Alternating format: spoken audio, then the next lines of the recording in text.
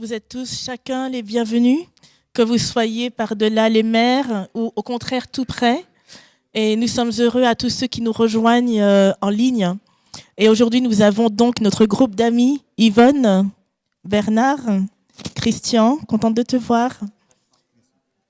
Merci, je comptais sur vous. Neil et Maurice. Alors merci et puis pardonnez-moi, parfois c'est pas toujours évident pour moi. Merci. Voilà, merci Marie pour ces mots de bienvenue. Bonjour à vous tous. Un plaisir de se retrouver. Je vois qu'effectivement vous êtes déjà nombreux maintenant et que nous allons encore être rejoints par d'autres personnes. Et je vois sur le chat les salutations de Jenny. Bonjour Jenny, bonjour Maria, bonjour Émerance, Catherine, Iphénia, Esther, Chantal et encore bien d'autres qui ont déjà souhaité la bienvenue auparavant ou qui sont là. Et votre présence à tous est utile. Et donc, comme vous le comprenez, eh bien, vous faites partie de la classe. Et il y a donc au moins 4 pères Dieu qui suivent votre chat avec Maurice, avec Neil, avec Yvonne et moi-même. Nous voyons donc ce que vous dites sur le chat. Et donc, je vous en prie, n'hésitez pas à intervenir. Alors, vous avez vu que le thème aujourd'hui, c'est s'amasser des trésors dans le ciel. Et moi, en termes d'introduction, je me disais, OK, il y a des choix à faire. Ça tourne beaucoup cette question de choix. Nous sommes des gestionnaires.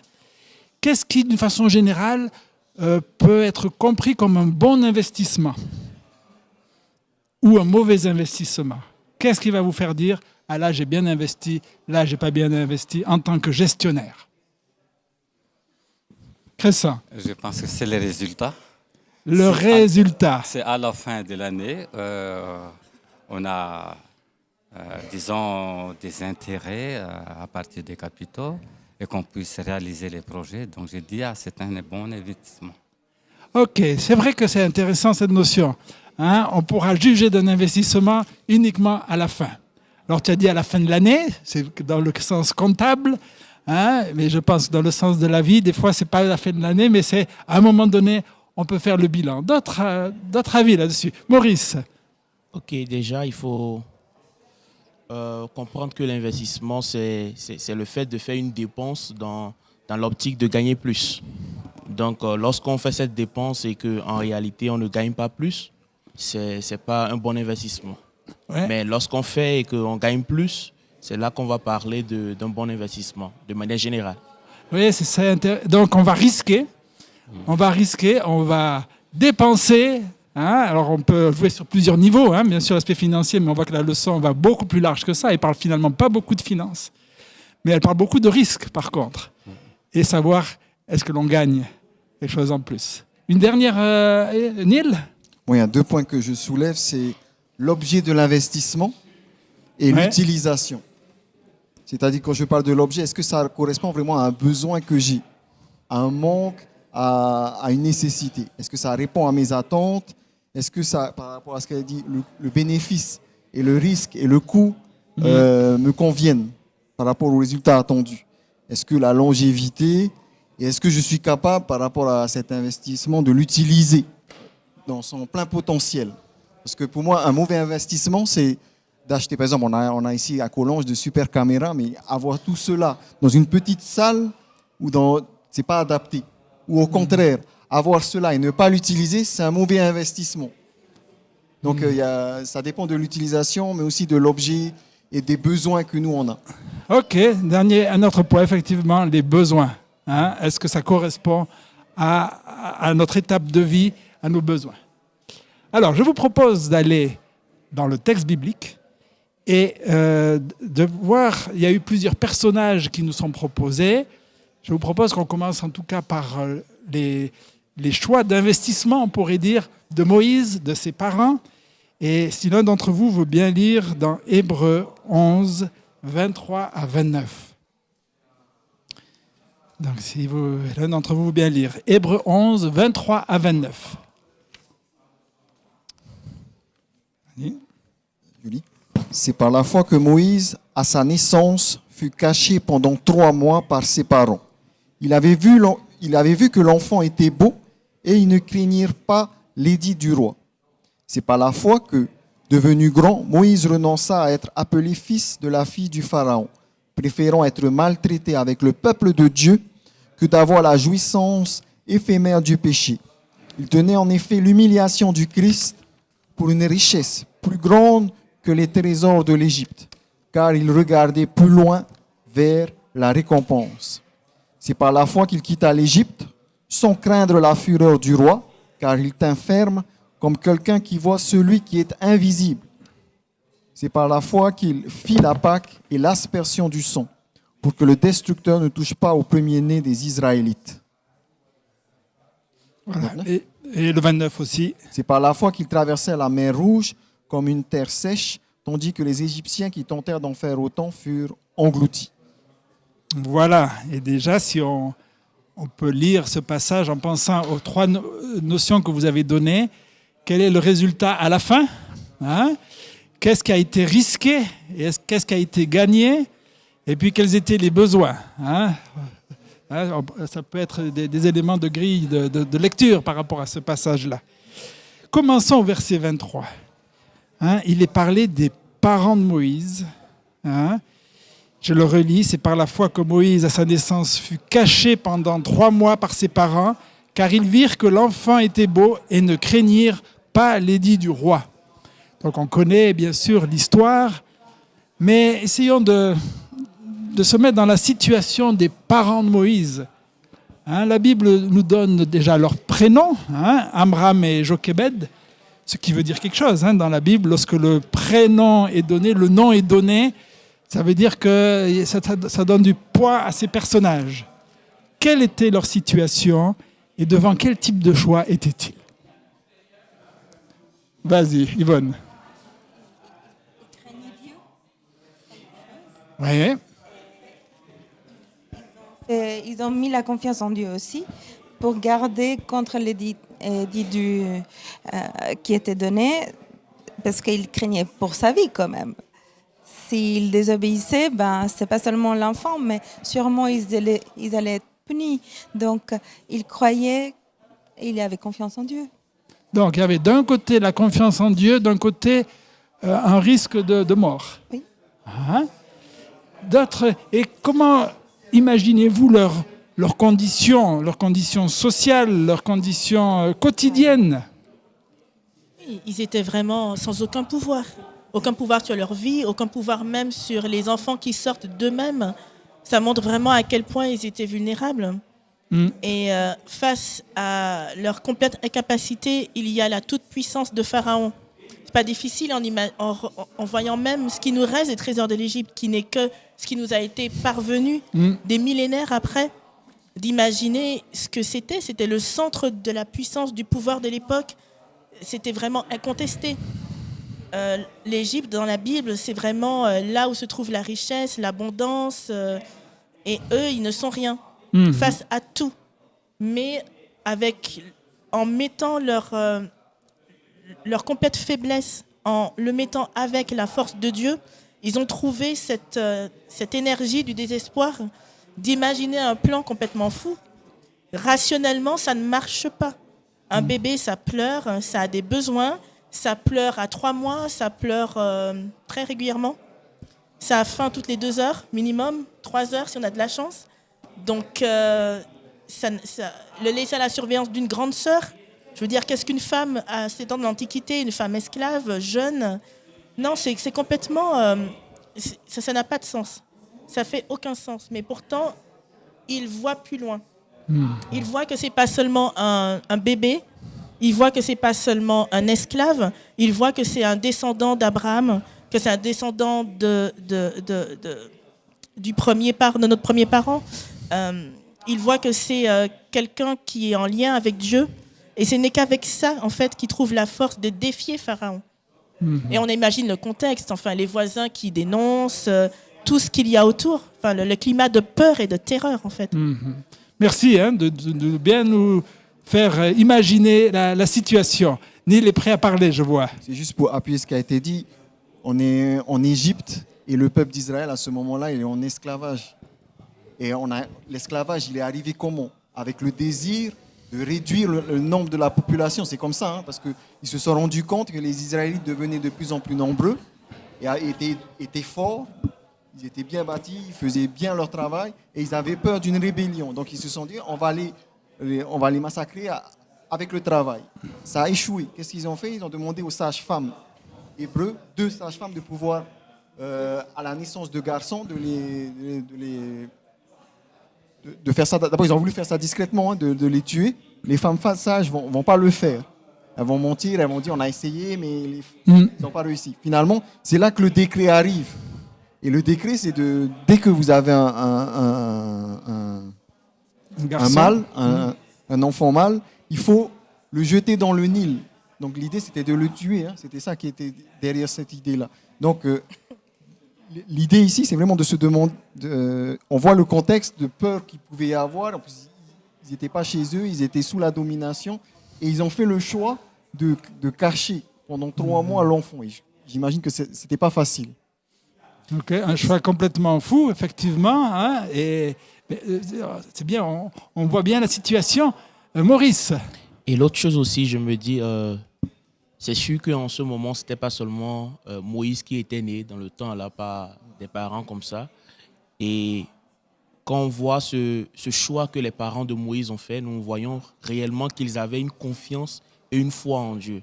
Ils savaient que par cet enfant, Dieu pouvait faire quelque chose de spécial. C'était un don précieux qu'ils devaient faire de tout ce qu'il était de leur pouvoir pour pouvoir le protéger, lui préserver la vie. Et comme certains l'ont déjà dit, ils ont fait des choix où, avec l'intelligence humaine, on se dirait, mais ça va les amener où? Mais c'est à cause de la confiance qu'ils avaient en Dieu. Et nous voyons que ceci, c'est vraiment un choix de foi et de confiance. Alors, comment comprenez-vous cette parole? Ils ont vu que l'enfant était beau. Comment comprendre ça? Qu'est-ce que ça veut dire? Ils ont vu son potentiel. Ils ont vu son potentiel. D'autres réactions par rapport à cette expression-là? Alors, dans un des commentaires, hein, celui des Uber, j'aime bien suivre, ils ont dit, oui, mais on se rappelle qu'en hébreu, beau et bon, hein, c'est le même mot, hein, mot tov. Donc, effectivement, cet enfant était bon, un potentiel. Mais c'est un peu ce qu'on voit dans tout bébé, dans tout enfant qui vient de naître. On voit la possibilité d'un autre monde. On voit la possibilité de la confiance, de l'acceptation de la différence des autres, du pardon, de l'attachement. On voit tout ce qu'il y a de bon dans le monde, dans un bébé, dans un enfant. Et c'est ce qu'ils ont vu, en fait. Ils ne voulaient pas que Pharaon leur enlève ce qu'ils avaient de meilleur sur terre et dans la vie, en fait. Je pense que tout parent a eu cette idée-là en regardant son enfant, de se dire, mais c'est le bien qui n'est pas encore terni, en fait, par la vie dans ce monde, par les mauvaises expériences, par les mauvais choix, par les mauvaises conséquences. On voit le bien. On voit un peu Dieu aussi lorsqu'on se penche sur le berceau d'un enfant. Je pense qu'ils ont vu tout ça. C'est une invitation dans chacun de nos enfants de voir le beau. Hein? Effectivement. Pour moi, personnellement, je pense à ce que c'est dit tout à l'heure, que le beau, il y a derrière de ça le bon. C'est-à-dire que les parents avaient déjà vu l'avenir de ces garçons qui peut poursuivre l'œuvre de Dieu plus tard. Donc, ils voyaient bien au-delà. Ouais. Hein? Maurice. Il y a Bovary Benza qui disait là que devant l'imperturbable et l'imprévisible Pharaon, Moïse et ses parents prennent le risque de le défier, culminant au résultat très agréable. Donc effectivement, c'est un risque qu'ils ont pris vu la beauté de l'enfant et la beauté, comme certains l'ont déjà dit, cela implique déjà tout le potentiel qu'ils imaginent qui peut sortir de cet enfant, la sagesse, le rayonnement qu'ils pouvaient voir dans la vie future de cet enfant. Alors ils prennent le risque et nous voyons le résultat à la fin. Merci d'avoir fait participer Bovary. Hein? Alors Neil et après Marie. C'est quand même un risque calculé, parce qu'ils vont le cacher que pendant 3 mois. D'ailleurs, le texte de Hébreu, il précise que cette partie-là comme étant un acte de foi. Mais ça ne s'arrête pas là, en fait, l'histoire. Hein. C'est pas seulement ils l'ont caché 3 mois, mais après, ils l'ont posé, ils l'ont mis à un endroit pour le cacher, sur le Nil, normalement l'endroit où ils devaient le jeter pour qu'il meure. Au contraire, ils l'ont jeté là où finalement il va être sauvé des eaux. Hein. C'est l'origine de son mot Moïse. L'endroit où il devait mourir, c'est l'endroit où finalement il va être sauvé.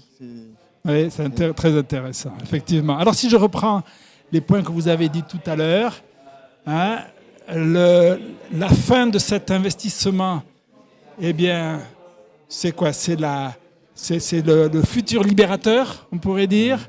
Le risque pris, ben, c'était un risque de mort.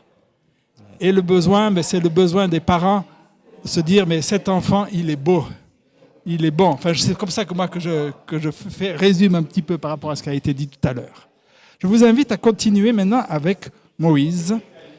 Et il y a 2 phases dans le texte. Moïse, lorsqu'il avait à peu près 40 ans, hein, et puis Moïse quand il avait 80 ans.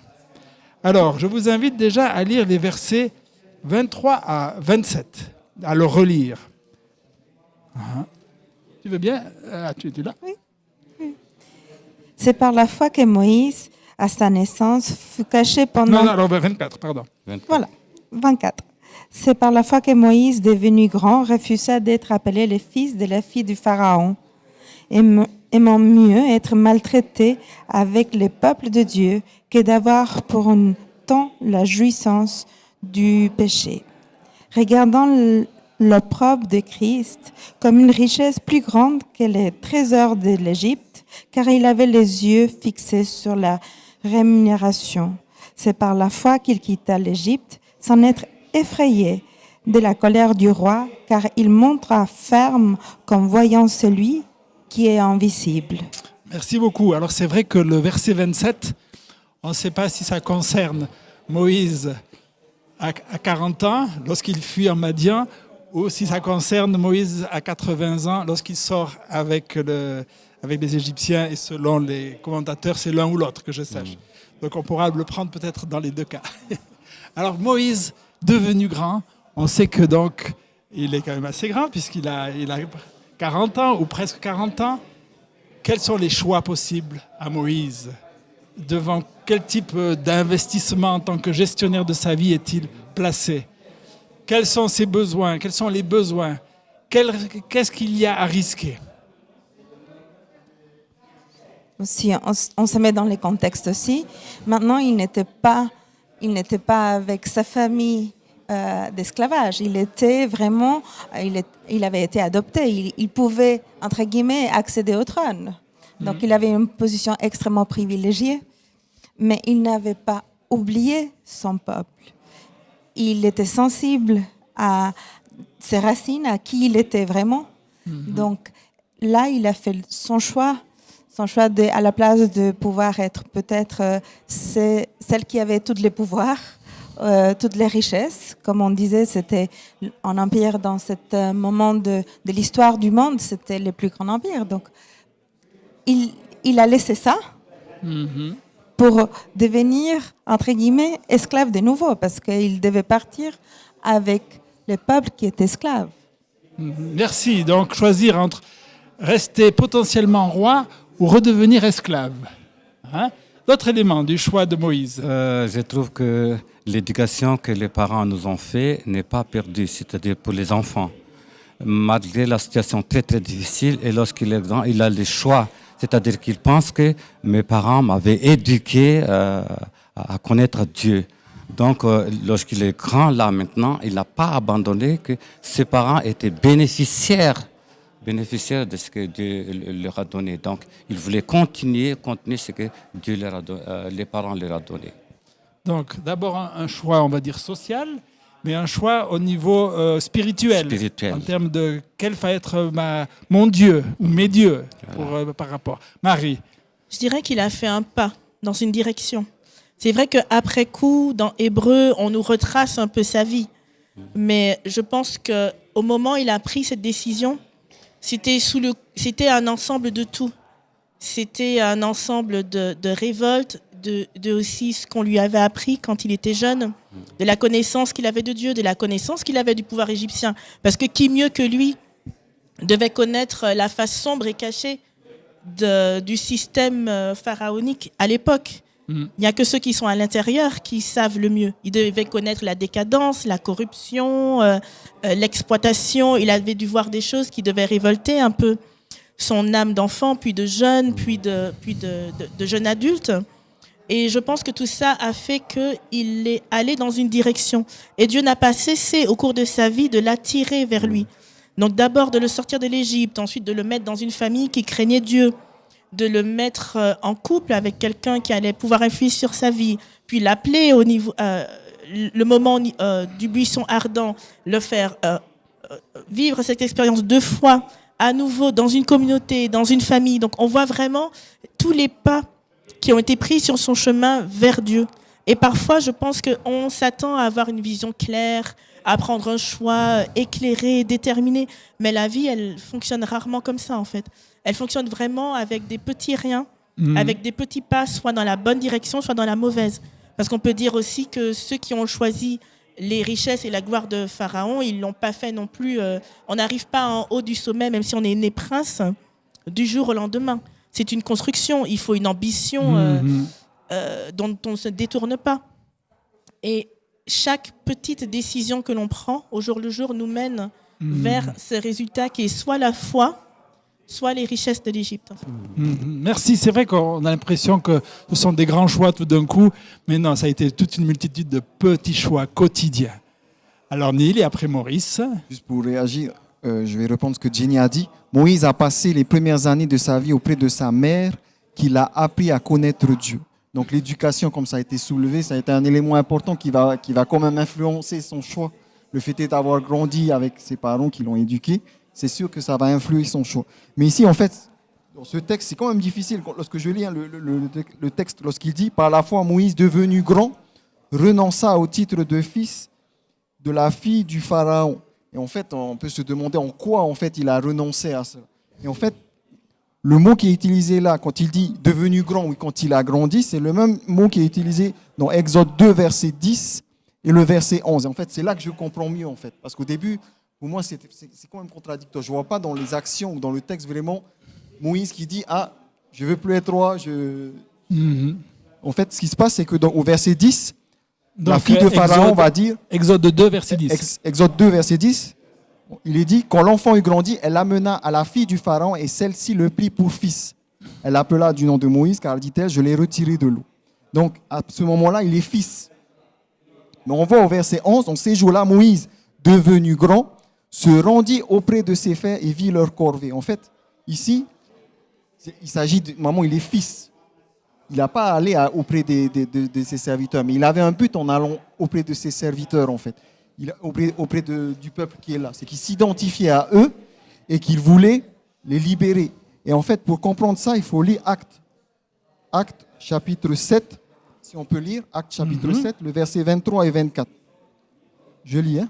Lorsqu'il a eu 40 ans révolus, la pensée lui est venue de visiter ses frères les Israélites. Il en a vu qu'on maltraitait, il a pris sa défense, il a fait justice à l'opprimé en frappant l'Égyptien. Ses frères comprendraient, pensait-il, que Dieu leur donnait le salut par son entremise, mais ils ne l'ont pas compris. Donc pour Moïse, il s'identifiait. Pour moi, l'application de Hébreu, là, c'est dans cette action-là.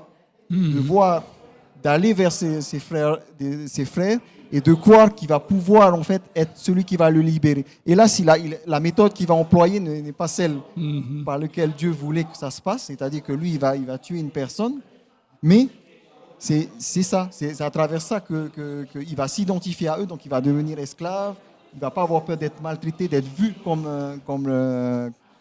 un esclave, parce que c'est ça, hein, quand tu es un prince, tu n'as pas à te mettre au niveau, il n'a pas peur des préjugés, de tout ce qu'on va penser, d'être maltraité, d'être mal vu. C'est comme ça que je lis cette partie de ce texte. Merci beaucoup. Maurice. Ok, quand je prends d'abord l'aspect éducation, je vois 2 côtés déjà là. Il a reçu l'éducation, on lui a transmis la sagesse de Dieu, connaître Dieu en fait, par sa maman. Et de l'autre côté aussi, il a été instruit selon la sagesse des Égyptiens. Et Actes chapitre 7, verset 22 nous le dit que Moïse était instruit dans la sagesse des Égyptiens. Et donc, et à part cela, vous voyez, l'Égypte était une grande puissance avec tout le prestige qu'il y avait, et le trésor, tout ça. Et ça, c'est déjà tentant pour Moïse, en fait, de choisir aller dans ce chemin. Et je vois aussi maintenant dans Hébreux chapitre 11, verset 25, les deux parties aussi, comme je voyais les deux formes d'éducation qu'il avait eues, il y a deux choix aussi qui sont là, où il pouvait prendre l'un et laisser l'autre. On dit qu'il a accepté être maltraité avec ses frères. Et quand j'ai vu un peu ce mot, j'ai vu un peu la définition de ce mot dans la version originale, c'est un peu comme il a accepté endurer l'adversité avec. Il a accepté être persécuté. Et l'autre, le second choix qui était là et qu'il pouvait accepter, jouir, on dit jouir un temps du péché. Et quand nous voyons le mot qui est utilisé là, c'est jouir temporairement, pendant un temps. Et c'est ça, ceux qui n'ont pas la crainte de Dieu, on pense qu'il y a une jouissance dans le péché. Mais c'est une jouissance temporaire. Mais Moïse a eu la sagesse, c'est-à-dire il a fait un choix qui était un bon choix d'ailleurs.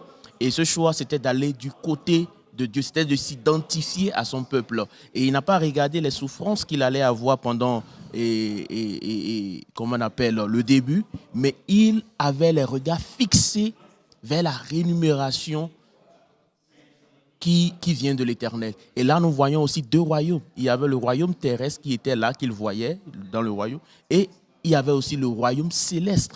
Et nous voyons qu'il a beaucoup plus mis ses regards sur ce royaume céleste. Donc deux royaumes, et puis effectivement ce qui est immédiat et ce qui est différé. Hein. Effectivement, cette tension est dans le choix que nous sommes, de là où sont aussi nos trésors, on est face à cela. Marie. Oui, j'aime bien ton intervention, Maurice, mais je pensais aussi que ne s'improvise pas esclave qui veut, en fait. Lorsqu'il est venu vers ses frères avec cette haute idée que c'était lui qui allait les aider parce qu'il était le mieux placé pour, ses frères ne l'ont pas reconnu en tant que tel. Il n'était pas leur frère, en fait. Ils ne l'ont pas reconnu comme frère. Et ils lui ont dit, mais qui t'a établi chef et juge? Il avait l'air de ce qu'il était, de ce qu'il avait été entraîné à être. Un prince, un dirigeant. Et Dieu ne l'a pas changé. Dieu ne l'a pas fait revenir en tant qu'esclave, en tant que dernier maillon de la chaîne. Il l'a fait revenir en tant qu'il était, mais avec Dieu. Et je pense que c'est une leçon assez puissante que parfois on ne sait pas trop où se trouve notre place, qui on est, ce qu'on fait, et lui ne savait pas, mais il était complètement perdu.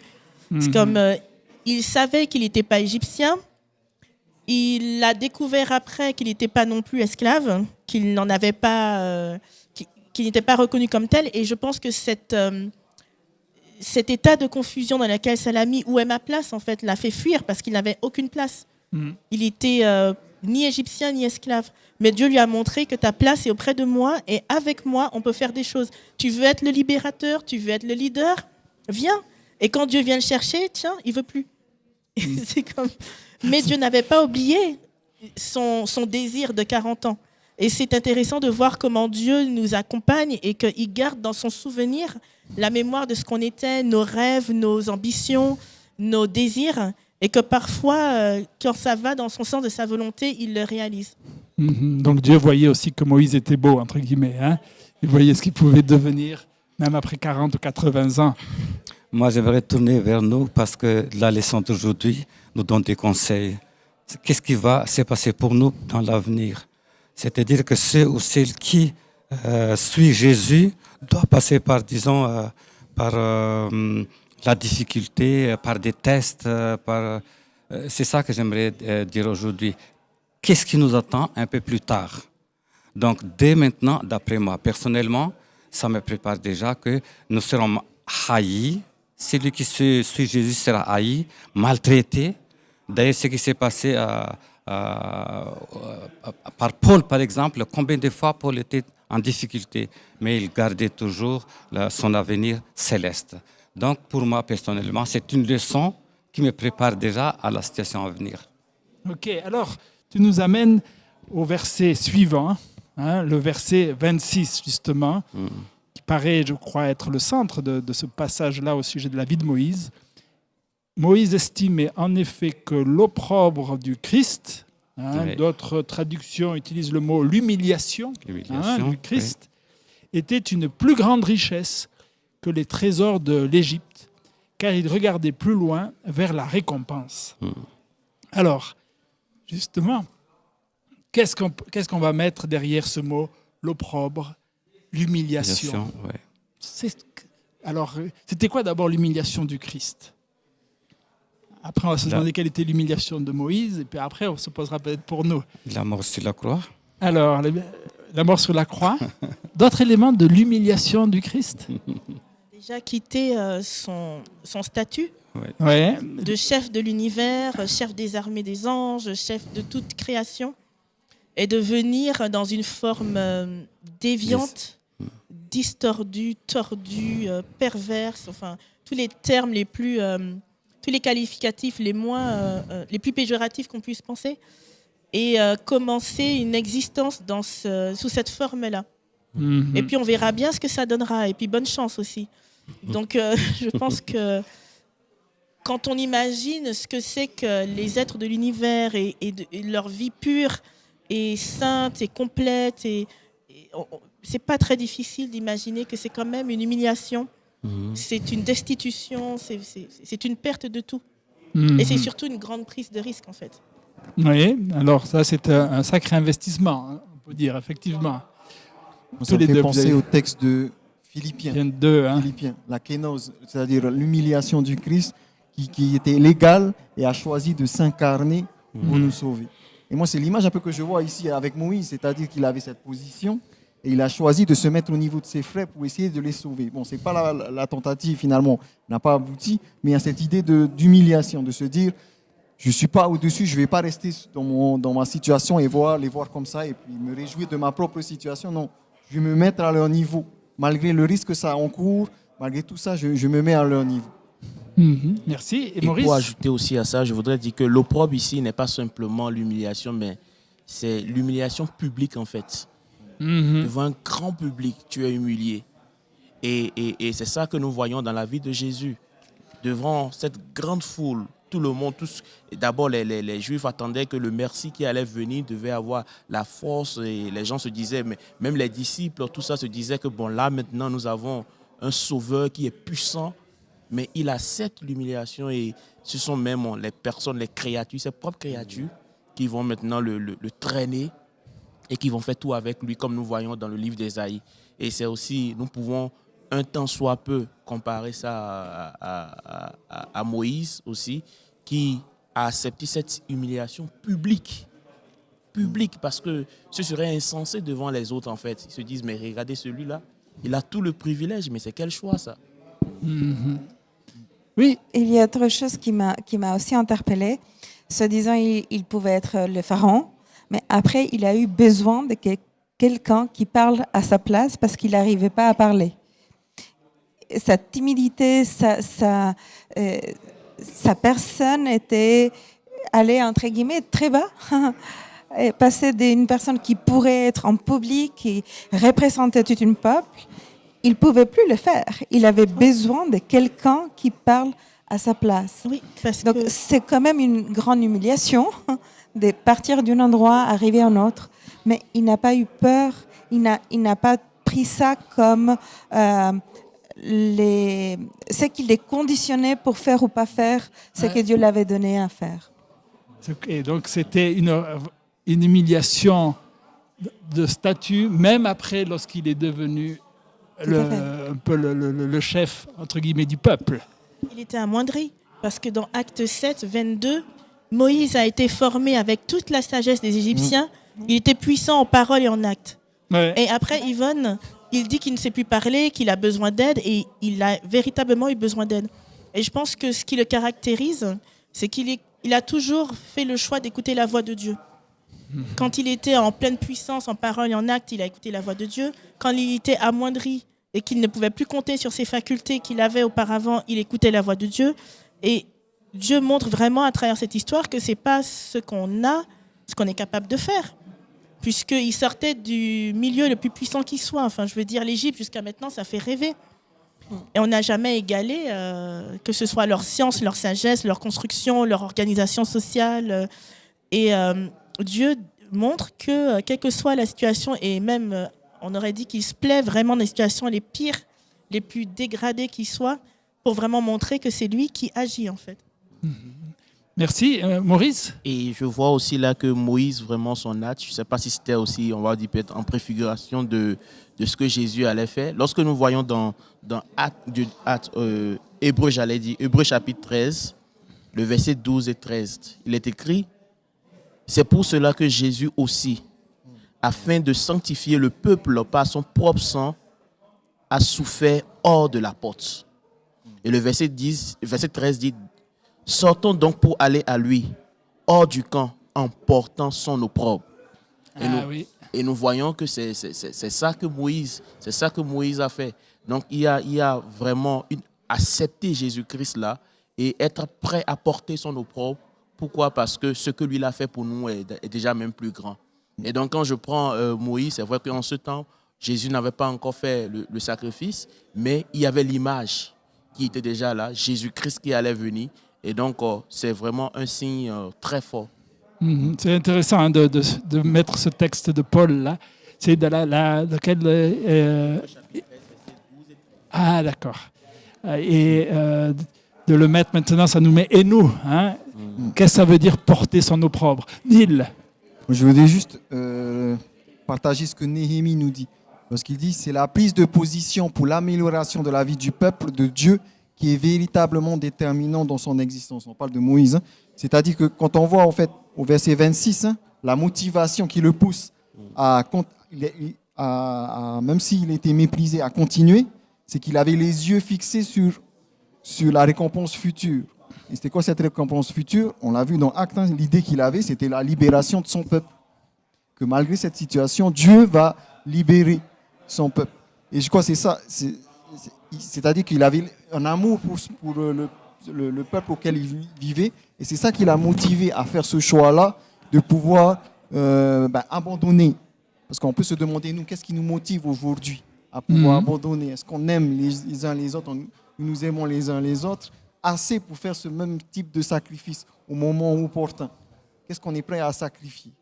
Est-ce qu'on est prêt à investir aussi, nous, comme Moïse l'a fait, comme Jésus l'a fait? Je crois que je ne sais plus c'est qui, Germaine, je crois qu'il disait tout à l'heure, Jésus, il s'est sacrifié, son humiliation, c'est jusqu'à la mort sur la croix. Donc, c'est nous dire, parce que ce qui est important, c'est pourquoi, qu'est-ce qu'il avait en vue? C'était la récompense future, mais en même temps, l'amour qu'il a aujourd'hui. C'est les deux choses. Ce qui va se passer après et l'amour futur.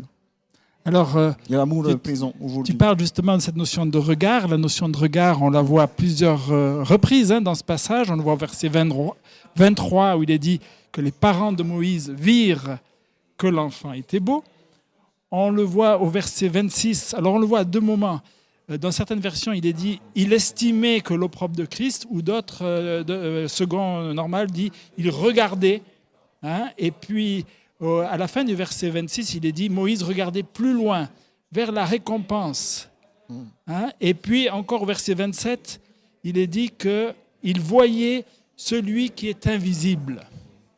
Qu'est-ce qu'on peut dire sur l'importance du regard hein, dans la façon dont nous allons choisir nos trésors, choisir dans quoi on s'investit? Marie. Je dirais que le regard, il s'éduque. Lorsqu'on apprend à conduire, on apprend à regarder plus loin que juste devant soi. On apprend à regarder plus loin que juste devant soi. On apprend à regarder beaucoup plus loin, à regarder, avoir presque une vue à 180 degrés. Et ça s'apprend. Lorsqu'on apprend le piano, c'est pareil. On apprend à ne pas regarder les touches, on apprend à lever le regard, à regarder la partition et surtout à lire en avance. Si on regarde que les notes que l'on joue, on s'arrête à ces notes-là. Il faut lire la mesure après et la mesure suivante. Et le plus loin on porte les yeux, et le mieux. Et on sait très bien que lorsqu'on parle d'investissement, c'est une question aussi de regard. Si on ne regarde pas à plus loin qu'aujourd'hui, on mange tous ces biscuits dans sa boîte et on n'en laisse pas pour demain. Et demain, on a faim. Donc, c'est quelque chose qui s'apprend. Et je reviens vers toi, Crescent. Oui. Voilà, fier de moi. Je reviens vers toi. Tu parlais d'éducation. C'est par l'éducation de ses parents qu'il a appris à avoir ce regard-là. Et c'est par l'éducation que nous donnons à nos enfants que nous leur apprenons à voir plus loin qu'aujourd'hui. Non, il n'y a pas qu'aujourd'hui, 2023. Il y a aussi 2050, 2070, peut-être 3000, si c'est la volonté de Dieu. Et de génération en génération, nous portons nos regards vers plus loin qu'aujourd'hui. Donc là, tu nous invites à regarder plus loin. Mais il y a un autre élément, c'est de regarder ce qui est invisible. Et d'ailleurs, dans la leçon, on nous propose en parallèle un passage de Corinthiens 4, 18. 2 Corinthiens 4, 18.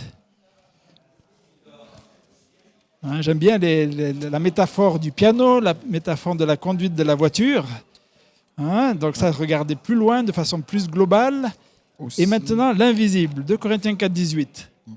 aussi, nous regardons non pas à ceux qui se voient, mais à ceux qui ne se voient pas. Car ce qui se voit est éphémère, mais ce qui ne se voit pas est éternel. Voilà, donc on va dire qu'on est dans un oxymore. On regarde ce qui est invisible. Comment fait-on cela? Qu'est-ce que ça veut dire? Christian? Je crois que ce n'est pas facile, mais je pense tout simplement les gestes d'Abraham avec Dieu. Ce n'est pas facile de dire je vais regarder devant, mais je prends un exemple d'Abraham. Abraham, lui, il était avec Dieu. Il connaît Dieu. On dit même que c'est un ami, c'est l'ami de Dieu. Donc c'est par la foi. Il fait confiance en Dieu. C'est-à-dire, ce que je regarde par l'invisible là, c'est la foi. J'ai la foi en Dieu. Quel que soit ce qui se passe, je compte sur lui. Et qu'est-ce que Abraham voyait d'invisible? Tu penses à quel aspect? C'est ce qu'il a vu. L'invisible, c'est ce qui va venir plus tard. D'accord. Il a cru, alors qu'il était étranger, qu'il allait, ça allait être son pays et qu'il aurait des descendants alors qu'il n'en avait pas. Oui, voilà, et là, il voyait cet invisible-là. Et il n'a pas toujours vu. Et il n'a pas toujours cru. Oui. Quand il s'est retrouvé en difficulté, il a été prêt à demander à sa femme de se sacrifier pour lui, pour qu'il puisse survivre. À un moment, il a pensé que la promesse de Dieu concernant une descendance s'accomplirait par ses propres moyens. Il a dû apprendre lui aussi à voir et à croire. Je pense que ça s'apprend par l'expérience. Merci. Je voudrais relever deux choses. Une chose, c'est que dans cette liste qu'on voit, dans ces personnages qu'on voit, on voit des dehors, on voit quand c'est passé, et on voit une vie entière. C'est pas seulement un moment, on voit les résultats après toute une vie vécue. Et des fois, on oublie ça dans notre propre vie de tous les jours. C'est pas, on se trompe, on s'éloigne, on revient, mais c'est pas ça. C'est toute notre vie. Quel parcours, quel choix. Je me suis trompée, je suis désolée. On va se tromper toujours. On va faire des choix qui ne correspondent pas. Moïse l'a fait. Tous les pères de la foi, ils l'ont fait. Mais ils sont revenus. Ils ont vu l'invisible. Ils ont vu Dieu. Ils ont revenu à lui. Et ils ont fait la confiance que même si, à ce moment précis, je n'avais pas pris conscience que, par exemple, Moïse, plein d'entre eux, ils n'ont pas vécu totalement la promesse. Ils n'ont pas été exactement où ils devaient arriver. Mais ils n'ont pas perdu la foi. Nous, quand on est ici, peut-être, on va mourir. Est-ce qu'on perd la foi? Non, parce que c'est justement notre invisible, notre promesse d'une éternité, d'une libération de ce péché que nous, on vit chaque jour ici dans cette terre. Et je crois que c'est un tout petit peu ça, de ne pas compter seulement aujourd'hui, sinon toute notre vie. Et pas compter seulement ce que je peux toucher aujourd'hui, les conséquences de « oui, je fais un bon choix, je récolte de bonnes choses ». Ce n'est pas toujours le cas, mais la récolte, c'est cette chose invisible que c'est la libération du péché et la vie éternelle avec lui. Donc à vous entendre, il semble que ce qui est invisible est plus important que ce qui est visible. Et c'est vrai que même scientifiquement, il y a beaucoup plus de choses qu'on ne voit pas que de choses que l'on voit finalement. Et puis que ce n'est pas que ce qui est aujourd'hui qui compte, c'est ce qui n'est pas encore là. Maurice, tu étais prêt à parler après Neil? La question du choix nous donne beaucoup de réflexion en fait. Quand je prends déjà même C'est vrai que ce n'est pas totalement dans l'investissement, mais bon, je peux quand même en tirer quelques leçons de là. Quand je prends l'exemple des enfants d'Israël, lorsqu'ils étaient à l'approche de Canaan et qu'ils ont envoyé les 12 espions pour aller voir ce qui se passait, tout ça, qu'est-ce qui s'est passé? Nous avons vu là qu'il y a aussi la notion du regard. Lorsque les 10 regardaient aux difficultés, les problèmes qui étaient là, Josué et Caleb regardaient à la provision de Dieu, regardaient à la promesse que Dieu a faite, regardaient à ce Dieu qui était plus fort que ce qu'ils voyaient devant. Donc, je crois qu'en tant que chrétiens, en tant qu'enfants de Dieu aujourd'hui, nous devons vraiment veiller à ce que nous regardons. À quoi regardons-nous? Que fixons-nous? C'est vraiment très important. Et nous voyons que c'est nous voyons ceci dans la vie de Moïse, nous voyons ceci dans la vie d'Abraham, nous voyons ceci dans la vie de plusieurs patriarches qui ont décidé de fixer ce qui est invisible, ce qui est plus grand que ce que nous voyons peut-être avec nos yeux physiques. Merci. Tu voulais intervenir? Quand il dit nous regardons non pas à ceux qui voient, ici Paul en fait il pense aux persécutions qu'il subit et au regard que les Corinthiens ont sur lui. Mais penser qu'un apôtre comme lui puisse être on remet en question en fait son rôle d'apôtre. Et là il est en train de dire vous regardez à ce qui se voit. Et des fois c'est pareil pour nous aujourd'hui. On regarde les gens par rapport à ce qui est visible. Mais Paul dit non, il y a quelque chose de plus important. Nous ne regardons pas à ceux qui se voient, mais à ceux qui ne se voient pas. Pas à ce qui est éphémère, parfois, mais à ce qui ne se voit pas et qui est éternel. Donc c'est ça un peu. Et c'est important lorsqu'on investit également d'être conscient que parfois ça peut paraître joli, mais est-ce que vraiment à long terme c'est vraiment efficace ou pas? Et c'est ça que des fois, il ne faut pas se fier seulement à l'apparence. Oui, puisqu'on parle de regard, cela me fait revenir vers les parents de Moïse qui ont vu qu'il était beau. Qu'est-ce qu'on voit dans un enfant sinon que l'invisible? Il n'y a rien à voir réellement dans un enfant. Il n'y a que des choses invisibles. On voit ce qu'il va devenir qui n'y est pas encore. On voit le monde qui va devenir qui n'est pas encore. On ne voit qu'un invisible en fait. Et les parents de Moïse ont vu l'invisible et c'est en gardant cette vision qu'ils ont transmis à leurs fils et qui nous ont transmis jusqu'à maintenant qu'on peut continuer à voir l'invisible. Merci, Maurice. Et là aussi, il y a aussi l'épisode de Lot et puis Abraham qui me vient en tête aussi, lorsqu'il devait faire le choix. Et nous voyons là que Abraham ne se met pas plus, malgré qu'il soit le grand frère, il ne se met pas à choisir en même temps. Mais qu'est-ce qu'il fait? Il laisse Lot choisir. Et nous voyons que Lot était beaucoup plus frappé par ce qu'il voyait, parce qu'on dit qu'il vit. Il a vu que vraiment là-bas, la plaine, tout était bien et que les choses donnaient correctement et il choisit toute cette partie-là. Il n'a même pas pensé donner peut-être une partie à son frère. Mais là, c'est là encore nous voyons que Abraham, c'est sûr, il voyait l'invisible. Il voyait ce que Dieu pouvait faire même là où on pense qu'il n'y a pas de possibilité. Et c'est vraiment très important pour nous d'avoir ce regard-là. Chaque fois que nous voulons prendre des décisions, nous devons d'abord, quelle est notre motivation en fait? Nous devons chaque fois nous reposer sur Dieu avant de faire des choix. Merci, Cressa. J'aimerais revenir tout simplement à ce que tu as dit tout à l'heure, c'est la vie. Le plus important, c'est la vie. Il ne faut pas attendre qu'il y ait une situation difficile et puis on réagit. Mais c'est notre vie, quel que soit ce qui arrive, lorsque nous avons la vie, c'est-à-dire que nous sommes toujours avec Dieu, c'est ce qui s'est passé avec Abraham. Il n'attend pas que Dieu lui donne des promesses. Il était toujours avec lui. Quel que soit ce qui arrive, il est prêt, il connaît, il fait confiance en Dieu. Donc c'est une leçon aussi pour nous. Comme j'étais étudiant, par exemple, il faut attendre le dernier moment pour prier à l'examen. Alors que c'est une vie, c'est notre vie. Il en est de même dans les foyers. Il ne faut pas attendre qu'un enfant soit malade ou bien une situation difficile dans la maison. Quel que soit ce qui arrive, je suis avec Dieu, je fais confiance à Dieu. Merci. Alors, nous arrivons vers la fin de notre étude. Merci aussi à vous pour vos commentaires. Je vois que Bovary nous dit « Les yeux de la foi voient les choses que nos yeux n'ont jamais vues, que nos oreilles n'ont jamais entendues, qui ne sont jamais montées dans nos pensées. » Oui, effectivement, merci Bovary pour ce rappel-là. Hein, il faut être nous avons aussi notre commentaire de T-Bob. Hein, il faut être un homme spirituel pour voir l'invisible plutôt que le visible avant de faire un choix. Hein, merci pour ces commentaires-là. Alors moi, j'aurais une question. Hein, on parle cette semaine donc d'avoir un trésor dans le ciel. Et nous avons lu que l'humiliation du Christ est une plus grande richesse que les trésors de l'Égypte. Donc l'humiliation du Christ est une richesse. Et je voulais vous poser la question, qu'est-ce que est pour nous l'humiliation aujourd'hui? Le fait de suivre Jésus, en quoi ça peut être une humiliation et en quoi ça peut être une richesse?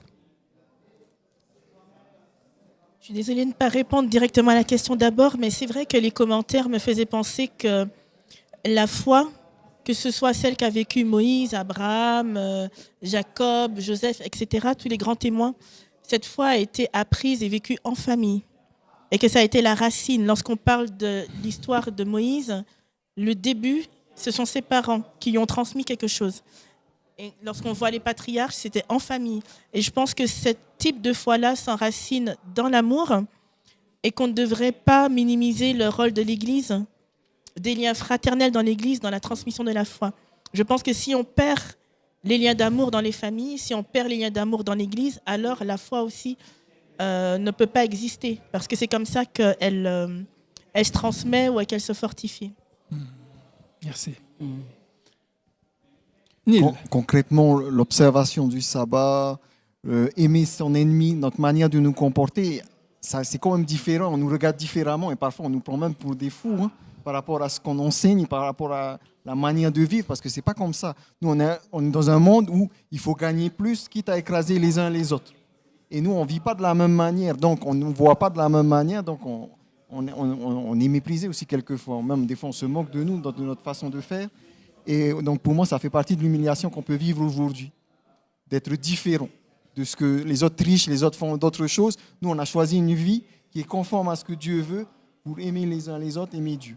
Et ça, en appliquant simplement ça, on n'est pas beaucoup apprécié. En tout cas, Jésus n'a pas été apprécié, les disciples par la suite, les chrétiens ensuite, et aujourd'hui, c'est encore pareil. Donc, tu nous dis deux choses dans cette humiliation. On est différent et on n'est pas bien apprécié parce qu'on est différent. Hein? D'autres éléments? Rebondissant avec ce que Neil a dit, on n'aime pas ce qui est différent en nous parce qu'on a peur de ce qui est différent en nous. Donc, je trouve que en choisissant Dieu, c'est une vision totalement opposée de celle que le monde a maintenant. Le monde dans lequel on vit maintenant, c'est un monde extrêmement capitaliste dans lequel on mesure si tu vas bien, si tu as des choses. Et dans la relation avec Dieu, c'est pas quelque chose des choses qu'on peut toucher, ou de l'argent, ou d'être bien vu, ou avoir une position politique, ou avoir une position dans ce monde. C'est pas ça la richesse qui est en Dieu. Cette richesse, c'est un peu ce que vous disiez, c'est cette relation avec Dieu, cette implication avec ce qu'il nous a laissé, qu'il nous a donné comme objectif. C'est cette transmission du salut que Dieu a pour chacun de nous. Et ça fait peur aux gens qui ne comprennent pas ça. Donc, tu dis, notre richesse fait peur. Notre richesse relationnelle avec Dieu, notre richesse de ce qu'on a en termes de spirituel, ça fait peur. Et ça donc peut être. Marie? Le paradoxe aussi, c'est qu'elle est nécessaire et souhaitée par ceux qui ne la partagent pas. Parce qu'on est le sel du monde, en fait. Et qu'ils ont besoin de notre apport pour avoir de la saveur. Lorsqu'on parle de bienveillance, de bientraitance, c'est auprès de nous qu'on le prend et qu'on le prend comme exemple. Lorsqu'on parle de transmission, lorsqu'on parle d'éducation, si on connaît l'histoire de l'éducation, c'est très bien que c'est dans les milieux chrétiens qu'elle s'est développée. Donc je pense qu'on correspond aussi beaucoup à la recherche lente, infructueuse qu'ont les personnes, alors que nous, on a une autoroute, on a une voie directe, on a un accès direct. On va directement se servir parmi les fruits que Dieu nous donne, alors qu'eux, ils prennent beaucoup de temps pour accéder à ce qu'on a naturellement. Ok, donc là, ça montre notre richesse. Bien sûr. On a une autoroute. Hein? Comment vous ressentez, Crescent et Maurice, cette notion d'être chrétien aujourd'hui sous forme d'une humiliation? Ouais, je crois que ceux qui m'ont précédé l'ont déjà brossé assez. Euh, il y a des familles même où aujourd'hui, parce que tu as accepté Christ, tu subis de l'humiliation dans la famille. Même à des moments, quand vous êtes en train de parler, que tu parles, tu t'appuies sur Dieu, il y a des personnes qui se demandent, mais toi, tu continues de réfléchir encore comme ça parce que on se base sur la science, on se base sur tellement de choses. Mais aujourd'hui, quand tu veux affirmer ta foi, tu es à des moments humiliés. Et aussi, comme Neil le disait, il y a aussi l'autre partie où Jésus disait que mais, si on vous giflait sur une joue, il faut donner encore l'autre joue. Qu'est-ce que Jésus veut dire par là? C'est le fait de ne pas répondre aux agressions, aux agressivités, tout ce qu'on nous fait en fait. Et dans tout cela, on voit que nous sommes à des moments où on peut sembler être humilié ou bien on peut être humilié dans ce que nous faisons. Mais en réalité, dans tout cela, nous devons faire confiance à Jésus. Et Jésus même a dit que celui qui veut le suivre, qu'il prenne sa croix et qu'il puisse le suivre. Donc, il y a des sacrifices que nous allons faire. Il y a du renoncement du soi que nous devons faire. Pourquoi? Parce que nous regardons à ce qui est meilleur. Nous regardons à quelque chose qui est plus grand que des valeurs de ce monde. Voilà, et ce que je retiens, c'est que chaque fois quand vous vous exprimez, oui, il y a une part on va dire, de difficulté ou d'humiliation, mais tout de suite, vous mettez le positif et tout ce que l'on gagne finalement. Christian? Pour moi, personnellement, c'est une humiliation avec joie, avec plaisir. C'est-à-dire que Jésus, lui, il s'humilie pour nous sauver. Ouais. Il nous aime. Donc, si je m'humilie, c'est pour sauver un ami. C'est pourquoi Peter, il a refusé lorsque Jésus va laver les pieds des disciples. Il a dit non, non, non, non, c'est pas toi, c'est pas toi. Mais Jésus donne un exemple d'humilité. Jésus qui était riche dans le ciel, il est descendu pour simuler, pour que je sois sauvé. Donc c'est un plaisir.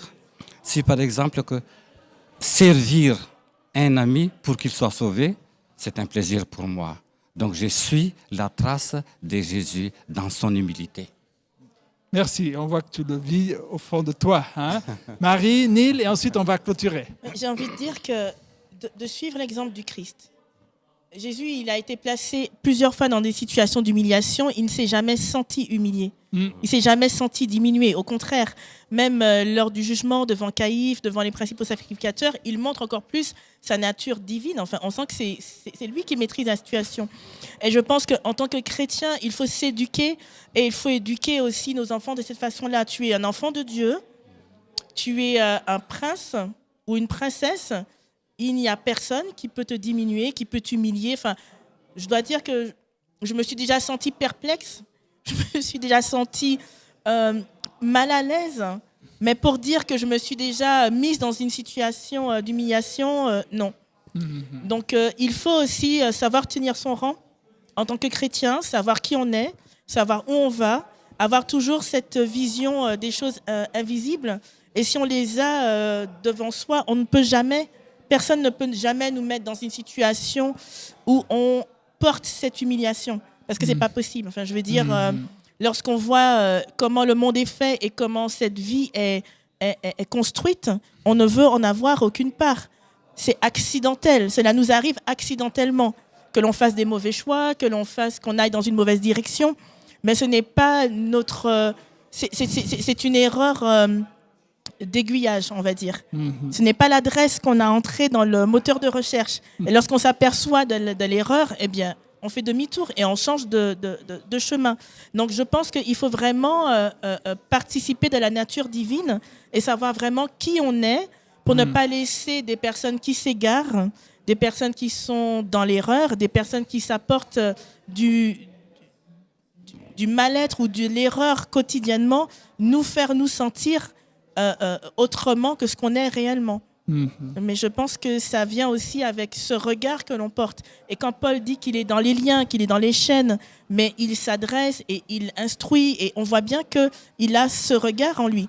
Et pourtant, il est handicapé, il porte des handicaps, il n'est pas triomphant. Mais il faut vraiment avoir cette attitude-là, je pense. Merci pour cette rectification.